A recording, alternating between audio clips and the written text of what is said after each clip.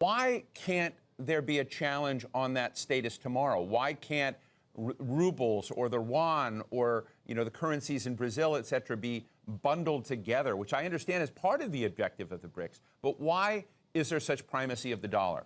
Well, it's been the case, as you correctly point. It's been the case basically since the end of World War II. And if I may, let me suggest the importance of historically understanding what we're doing here, what situation that we are in.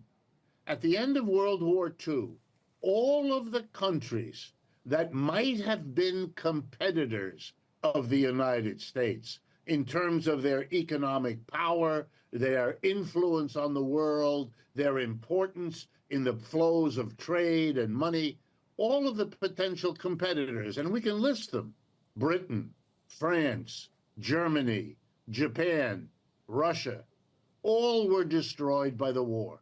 By contrast, the United States emerges after having a war, but the war helped the American economy. People have to remember we were in a deep depression, the greatest depression capitalism has ever suffered.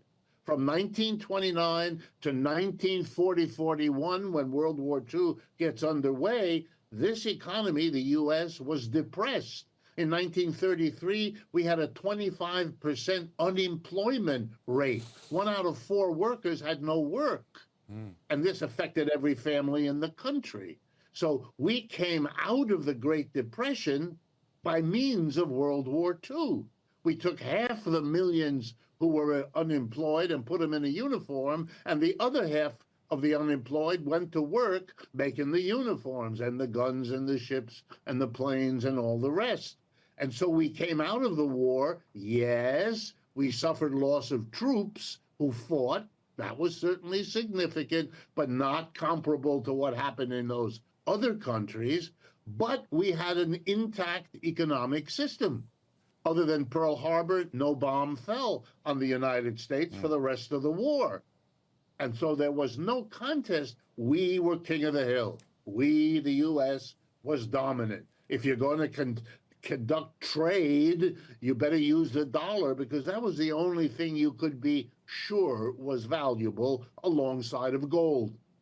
And so the dollar became the international symbol as well as the real transactional material to get your economy going again. So that by the end of the 20th century, it had become the norm, as you rightly say, for central banks around the country to hold dollars as well as gold as the reserve banking their currency. And the easiest way for Americans to grasp what the dollar as international currency means is to think very simply. Here's how it goes. A foreign country sends the United States the fruits of its labor: wine from France, electrical equipment from Japan, copper from Africa, whatever. And we send them little green pieces of paper.